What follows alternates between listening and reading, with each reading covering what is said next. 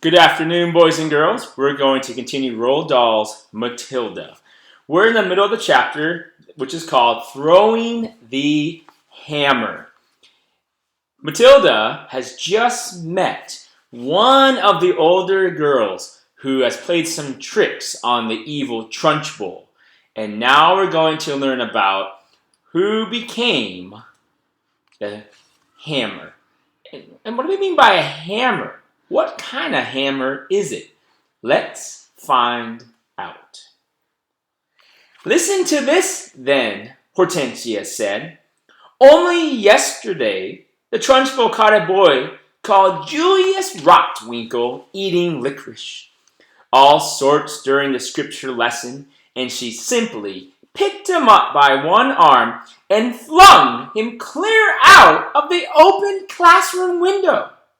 Our classroom is one floor up, and we saw Julius Rotwinkle go sailing over the garden like a frisbee and landing with a thump in the middle of the lettuces. Then the Trunchbull turned to us and said, "From now on, anybody caught eating in class goes straight out the window." Did this Julius Rotwinkle break any bones? Lavender asked. Only a few, Hortensia said. You've got to remember that the Trunchbull once threw the hammer for Britain in the Olympics, so she's very proud of her right arm. What's throwing the hammer? Lavender asked. The hammer, Hortensia said, is actually a ruddy great cannonball on the end of a long bit of wire, and the thrower whisks it round and round his or her head faster and faster, and then lets it go. You have to be terrifically strong. The Trunchbull will throw anything around just to keep her arm in, especially children. Good heavens, Lavender said.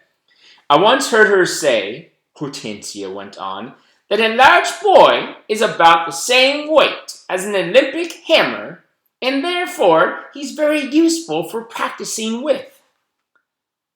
At that point, something strange happened. The playground, which up to then had been filled with shrieks and the shouting of children at play, all at once became silent like a grave. Watch out, Hortensia. Here's a picture of Mr. Rotwinkle flying out just like the hammer from track and field.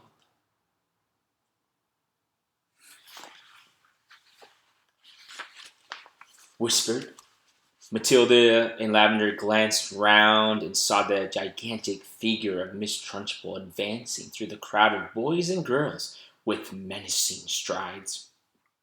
The children drew back hastily to let her through, and her progress across the asphalt was like that of Moses going through the Red Sea when the waters parted. A formidable figure she was too, in her belted smock and green breeches. Below the knees her calf muscles stood out like grapefruits inside her stockings. "Amanda Tripp!" she was shouting. "You, Amanda Tripp, come here!" "Hold your hats," Hortensia whispered. "What's going to happen?" Lavender whispered back. "That idiot Amanda," Hortensia said, "has let her hair grow even longer during the holes, and her mother had plaited it into pigtails. Silly thing to do." Why silly?" Matilda asked. "If there's one thing the Truchbull can't stand, it's pigtails," Hortensia said. Matilda and Lavender saw the giant in green breeches advancing upon a girl of about 10, who had a pair of plaited golden pigtails hanging over her shoulders. Each pigtail had a blue satin bow at the end of it, and it all looked very pretty. The girl wearing the pigtails, Amanda Tripp, stood quite still, watching the advancing giant.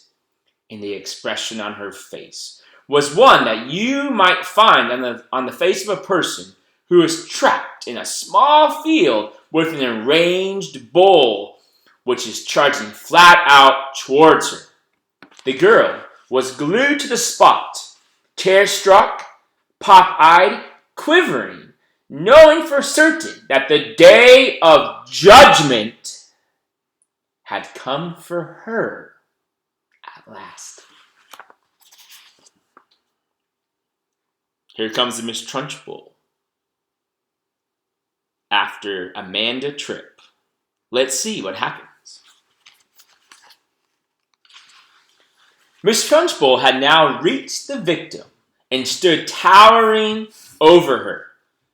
"I want those filthy pigtails off before you come back to school tomorrow," she barked. "Chop them off and throw them in the dustbin. You understand?" Amanda was paralyzed with fright. She managed to stutter. My mommy likes them. She plays them for me every morning." "Your mommy's a twit!" the Truchbull bellowed. She pointed a finger the size of a salami at the child's head and shouted, "You look like a rat with a tail coming out of its head."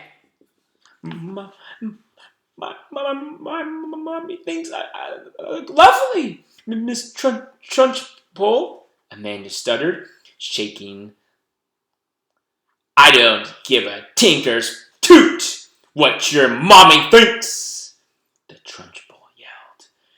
And with that, she lunged forward and grabbed hold of Amanda's pigtails in her right fist and lifted the girl clear off the ground. Then she started swinging her round and round her head, faster and faster and faster, and Amanda was screaming blue murder, and the Truchbull was yelling, "I'll give you pigtails, you little rat!" "Shades of the Olympics," Hortensia murmured.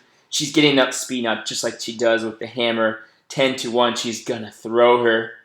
And now the Truchbull was leaning back against the way of the whirling girl, pivoting expertly on her toes, spinning round and round, and soon Amanda Tripp was traveling so fast she became a blur. And suddenly, with a mighty grunt, the Truchbull let go of the pigtails, and Amanda went sailing like a rocket right over the wire fence of the playground and high into the air.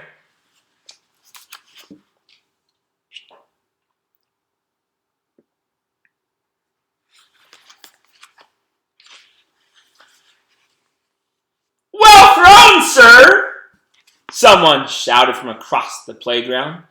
And Matilda, who was mesmerized by the whole crazy affair, saw Amanda Tripp descending in a long, graceful parabola onto the playing field beyond.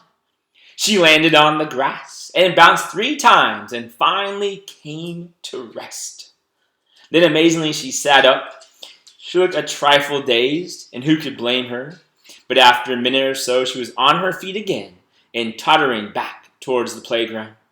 The Truchbull stood in the playground, dusting off her hands. "Not bad," she said, "considering I'm not in strict training. Not bad at all." Then she strode away. "She's mad," Hortensia said. "But don't the parents complain?" Matilda asked. Would yours?" Hortensia asked. "I know mine wouldn't. She treats the mothers and fathers just the same as the children, and they're all scared to death of her. I'll be seeing you two sometime. You two." And with that, she sauntered away. Here's a picture of Amanda after she lands in the grass. Tomorrow, I will continue with the next chapter called Bruce Bog Trotter and the Cake. Have a great day, and I hope you are enjoying Matilda. Bye, everybody.